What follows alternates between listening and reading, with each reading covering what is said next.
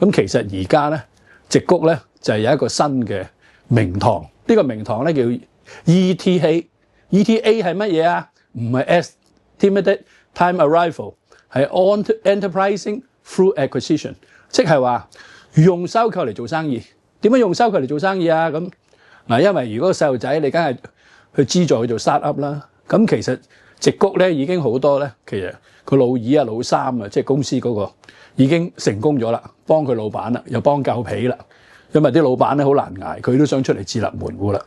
好啦，咁佢既然有咁嘅成功經驗咧，你叫佢由零開始做起咧，其實大家都互相浪費。於是咧就話：喂，後生仔或者中年人，你有咩成功啊？我成功喺呢個範疇咁樣飲食咁樣舉例。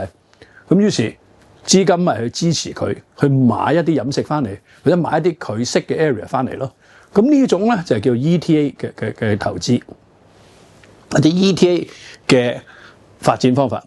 咁但係嚟到亞洲，我哋可以點做啊？嚟到亞洲咧，我哋可以叫啲二代咧，就話你有冇做過少少生意啊？你有冇少少成功啊？咁於是你有冇興趣嘅範疇啊？我幫你 ETA 啦，我幫你買一啲生意翻嚟啦，等你去管啦。咁甚至如果你唔係好有經驗，我借個 CEO 俾你啦。